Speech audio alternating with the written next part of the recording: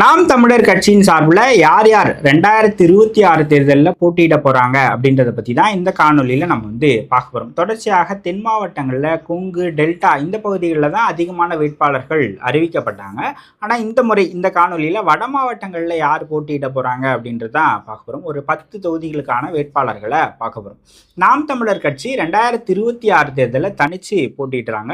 234 தொகுதிகளுக்குமான வேட்பாளர்களை வருகிற பிப்ரவரி 21 திருச்சியில் மாற்றத்திற்கான மக்களின் மாநாடு அப்படின்ற தலைப்பில் மாநாடு நடத்தி 234 தொகுதிகளுக்குமான வேட்பாளர்களை ஒரே மேடையில் அறிமுகம் செய்ய இருக்கிறாரு சீமான். ஸோ அந்த நிகழ்வு அப்போ நடக்க போது, அது இல்லாமல் ஒரு கலந்தாய்வு கூட்டங்கள் பொதுக்கூட்டங்கள் அப்படின்னு போகும்போது தொடர்ச்சியாக வேட்பாளர்களை அறிவிச்சிட்டும் இருக்கிறார்.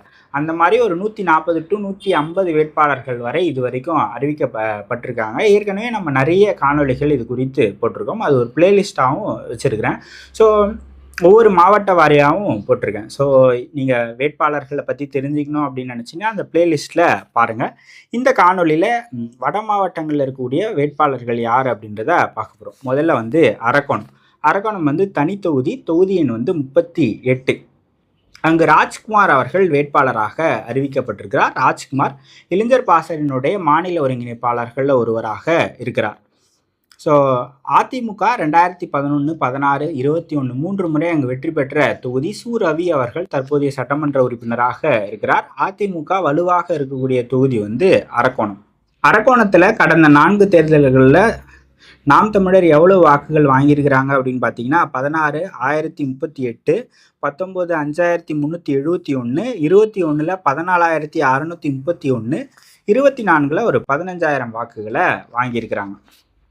அடுத்த தொகுதி எழும்பூர் தனி. அங்கு சரண்யா அவர்கள் வேட்பாளராக அறிவிக்கப்பட்டிருக்கிறார்.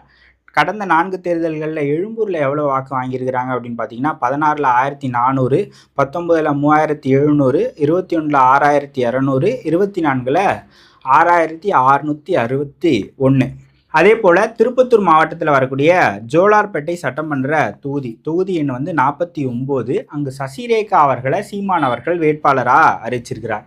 ஜோலார்பேட்டையில் நாம் தமிழர் கட்சியினுடைய வாக்கு வங்கி எவ்வளோன்னு பார்த்தீங்க அப்படின்னா 16 866, 19 4021, 21 10150, 24 8680. அதே போல் சென்னையில் வரக்கூடிய வில்லிவாக்கம் சட்டமன்ற தொகுதி எண் 14. அங்கே நாம் தமிழர் கட்சியின் சார்பில் திருநங்கை ரோஷினி அவர்களை வேட்பாளராக சீமான் அவர்கள் அறிவிச்சிருக்கிறார். ரோஷினி அறக்கட்டளினுடைய நிறுவனர், இரவி அறக்கட்டளினுடைய செயலாளர், ஒரு சமூக செயற்பாட்டாளர், ஒரு திருநங்கையை இதுவரைக்கும் எந்த அரசியல் கட்சியும் நிறுத்தலை, ஒரு திருநங்கையை நாம் தமிழர் கட்சி வேட்பாளராக ஒரு பொது தொகுதியில் நிறுத்தியிருக்கிறாங்க. அதே போல் நீங்கள் பார்த்தீங்க அப்படின்னா 2016 திருநங்கை தேவி அவர்களை வேட்பாளராக சீமான் அவர்கள் முன்னிறுத்தினார். இந்த முறை ரோஷினி அவர்களை வில்லிவாக்கம் சட்டமன்ற தொகுதியில் வேட்பாளராக அறிவிச்சிருக்கிறார். வில்லிவாக்கம் தொகுதியில் 2016 3002, 21 10914, 19 6767, 24 9951 வாக்குகளை நாம் தமிழர் கட்சி வில்லிவாக்கம் தொகுதியில் வாங்கியிருக்கிறாங்க. ஏற்கனவே ஒரு பழங்குடியின பெண்ணை பழனி அப்படின்ற பொது தொகுதியில் இந்த முறை 2026 சீமான் அவர்கள் வேட்பாளராக அறிவிச்சிருக்கிறார். அதே போல் ஒரு திருநங்கையை வில்லிவாக்கம் சட்டமன்ற தொகுதியில் வேட்பாளராகவும் அறிவிச்சிருக்கிறார். அதே போல் 5வது தொகுதி ஆலந்தூர் தொகுதி எண் 28. காஞ்சிபுரத்தில் வரக்கூடிய 4 சட்டமன்ற தொகுதிகளில் ஒன்று ஆலந்தூர். தாம்போ அன்பரசன் அவர்கள் சட்டமன்ற உறுப்பினராக இருக்கக்கூடிய ஒரு தொகுதி. தொடர்ச்சியாக அங்கு போட்டியிட்டு வெற்றி பெறார். அவர் அமைச்சராகவும் இருக்கிறார். அங்கு மகாலட்சுமி என்ற ஒரு பெண்ணை வேட்பாளராக சீமான் அவர்கள் அறிவிச்சிருக்கிறார். மகாலட்சுமி மாநில இணைச் செயலாளர் குருதிக்கொடை பாசறையில், நாம் தமிழர் கட்சியினுடைய குருதிக்கொடை பாசறையில் மாநில இணைச் செயலாளராக இருக்கிறாங்க. ஆலந்தூரில் நாம் தமிழர் கட்சியினுடைய வாக்கு வங்கி எப்படி இருக்குது அப்படின்னு பார்த்தீங்கன்னா 16 3927, 19 11441, 21 16522, 24 18751. ஸோ அதற்கு அடுத்த தொகுதி சோழிங்கநல்லூர் தொகுதியில் ஜெயலட்சுமி ராமன் அவர்கள் வேட்பாளராக அறிவிக்கப்பட்டிருக்கிறார். 2016 10842, 19 19622, 21 38000, 872, 24 35,191. என்ன சோழிங்கநல்லூரில் மட்டும் எவ்வளோ வாக்குகள் வாங்கியிருக்காங்க அப்படின்னு நினச்சிங்கன்னா, சோழிங்கநல்லூர் தான் இருக்கிறதுலே ஒரு பெரிய தொகுதி. ஒரு 7 லட்சம் வாக்காளர்கள் கிட்ட வருவாங்க. ஒரு மிகப்பெரிய தொகுதி சோழிங்கநல்லூர் தொகுதி. ஸோ அதனால தான் அவ்வளோ வாக்குகள் வாங்கியிருக்கிறாங்க. ஸோ அதற்கு அடுத்து பார்த்தீங்க அப்படின்னா, தருமபுரி மாவட்டத்தில் வரக்கூடிய அரூர் சட்டமன்ற தொகுதி. அரூர் வந்து தனி சட்டமன்ற தொகுதி. அரூரில் வந்து சட்டமன்ற தொகுதி எண் வந்து 61. அங்கே அனிதா அவர்களை வேட்பாளராக அறிவிச்சிருக்கிறாரு சீமான், அக்கு பஞ்சர் மருத்துவர். 2016 அரூரில் 627, 19 2650, 21 10,950, 24 9,605 வாக்குகளை அரூர் தொகுதியில் இதுவரை நாம் தமிழர் கட்சி வாங்கியிருக்கு. அதே போல் திருவண்ணாமலை மாவட்டத்தில் வரக்கூடிய கீழ்பெண்ணாத்தூர் சட்டமன்ற தொகுதி எண் வந்து 64.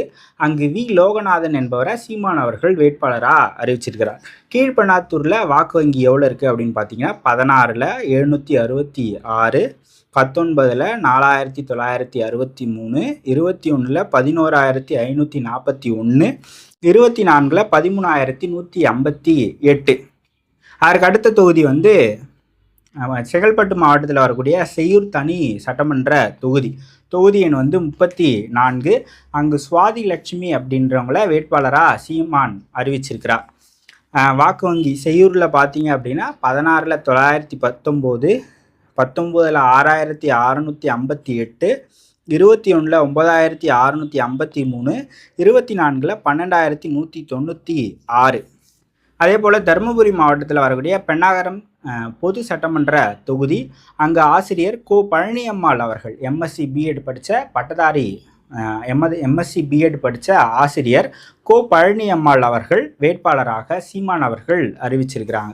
2016 688, 19 3,330, 21 8,945, 24 12,230. அதே போல் செங்கம் தனி சட்டமன்ற தொகுதி. அங்கு சோபனா வெங்கடேசன் அவர்கள் வேட்பாளராக அறிவிக்கப்பட்டிருக்கிறார். செங்கம் தனி தொகுதி எண் வந்து 62.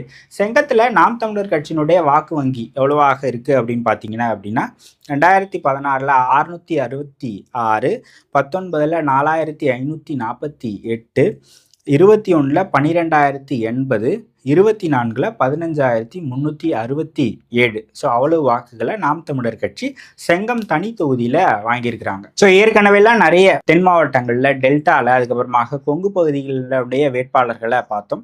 இந்த தொகுதியில் தான் வட மாவட்டங்களுக்கான வேட்பாளர்களை பார்த்துருக்கோம். ஸோ இந்த 10 தொகுதியில் இவங்கள தான் சீமான் அவர்கள் வேட்பாளராக அறிவிச்சிருக்கிறார்.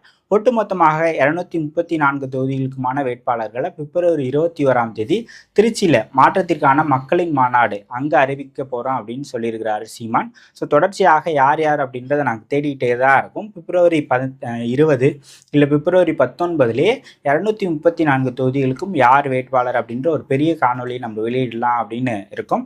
ஸோ தொடர்ச்சியாக ஆதரவு கொடுங்க. 2026 தேர்தலுக்கான செய்திகளை தெரிஞ்சுக்கணும் அப்படின்னு நினச்சிங்கன்னா சாரல் துளி சேனலை சப்ஸ்கிரைப் பண்ணுங்கள். நன்றி, வணக்கம்.